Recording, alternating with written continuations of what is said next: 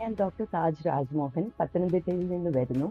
ഞാൻ ദീർഘമായ 13 വർഷം ഡോക്ടർ ബിജു മോഹന്റെ പേഷ്യന്റ് ആയിരുന്നു.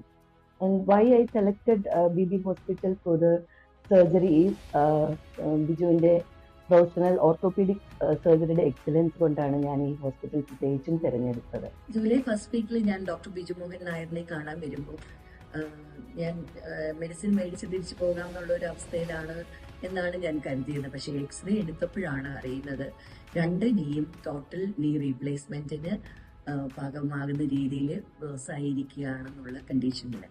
അപ്പൊ എമർജൻസി സർജറി പറഞ്ഞപ്പോൾ അതൊരു 1 വീക്ക് ആഫ്റ്റർ ആണ് പുള്ളി സജസ്റ്റ് ചെയ്തത്.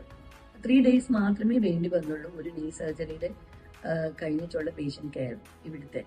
അത് കഴിഞ്ഞ് വീട്ടിൽ പോയിട്ട് ഫിസിയോതെറാപ്പി കണ്ടിന്യൂ ചെയ്തു.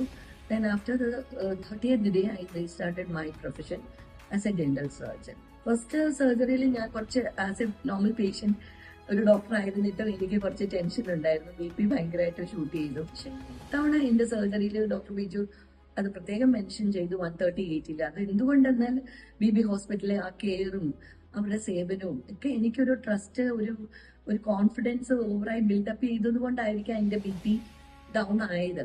അതൊരു വലിയൊരു ഫേവറബിൾ പോയിന്റ് ആയിട്ട് ഞാൻ പറയുന്നത്.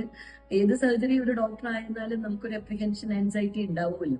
അപ്പൊ അങ്ങനെയാണ് എന്റെ BP അന്ന് വളരെ പെട്ടെന്ന് കൂടിയത്. പക്ഷെ സെക്കൻഡ് സർജറിയിൽ, ആദ്യത്തെ സർജറിയിലെ ടെൻഷൻസ് ഒക്കെ നമ്മൾ തന്നെ സ്വയം മനസ്സിലാക്കുകയും അത് ഇത്രയേ ഉള്ളൂ എന്ന് കരുതിയത് കൊണ്ട് നെക്സ്റ്റ് ടൈം ഈ തവണത്തെ surgery was more easier to me. And എന്റെ വിൽ പവർ കുറച്ചുകൂടെ കൂടി ഞാൻ 15th ഡേയിൽ I restarted my profession as a dentist in my own clinic. ഇതെന്റെ ഫസ്റ്റ് മന്ത് ചെക്കപ്പ് ആണ്. And I am also a dancer by profession. And എനിക്ക് ഭയങ്കര ഒരു ടെൻഷൻ ഉണ്ടായിരുന്നു, എനിക്കത് ഇനി വീണ്ടും ചെയ്യാൻ പറ്റുമോ എന്റെ classical dance. But he assured me I can do my dancing again. And he invited me on of the function here. So I am trying to do that also. എല്ലാ പേഷ്യൻസും എനിക്ക് തോന്നുന്നത് ചിന്തിക്കുന്നത് വലിയ വലിയ ഹോസ്പിറ്റലും വലിയ വലിയ ഫെസിലിറ്റീസും ഒക്കെ ഉള്ളിടം മാത്രമേ വലിയ ചികിത്സകൾ പ്രൊവൈഡ് ചെയ്യുന്നുള്ളൂ. പക്ഷെ അതൊരു തെറ്റായ ധാരണയാണ്. ഞാൻ എപ്പോഴും പറയുന്നത് നമ്മൾ ഡോക്ടേഴ്സിന്റെ ഹാൻഡ് സ്കില്ല്, ഒരു നല്ല നേഴ്സിംഗ് കെയർ, വേണ്ട വിധത്തിലുള്ള അത്യാവശ്യ ഓപ്പറേഷൻ സൗകര്യങ്ങൾ, ഇതൊക്കെ ഉണ്ടെങ്കിൽ തന്നെയും ഈ സർജറീസ് അല്ലെങ്കിൽ മറ്റു സർജറീസ് ഏറ്റവും നന്നായി തന്നെ നടത്താൻ സാധിക്കുന്നു. അതിനൊരു ഉത്തമ ഉദാഹരണമാണ് BB ഹോസ്പിറ്റൽ.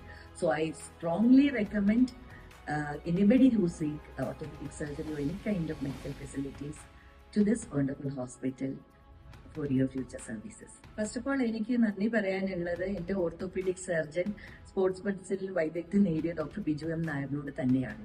അദ്ദേഹത്തിന്റെ പ്രൊഫഷണൽ എക്സലൻസും ഹാൻഡ് സ്കില്ലുമാണ് എന്റെ ഈ റിക്കവറിക്ക് കാരണമാക്കിയത്. Thank you doctor Biju M Nair. പിന്നെ എനിക്ക് നന്ദി പറയാനുള്ളത് എന്റെ staffs. They behave like a family. എന്റെ സർജറി സമയത്ത് എന്റെ മകളുടെ അഡ്മിഷനൊക്കെ ആവുന്ന എന്റെ റിലേറ്റീവ്സിന് എന്റെ കൂടെ നിൽക്കാൻ സാധിച്ചില്ല. പക്ഷെ ആ ഒരു അവരുടെ അസാന്നിധ്യത്തിൽ തന്നെ ഇവരുടെ കെയർ അത്രയും നന്നായിരുന്നത് കൊണ്ട് എനിക്ക് അവരില്ല എന്ന് തോന്നിയതേ ഇല്ല.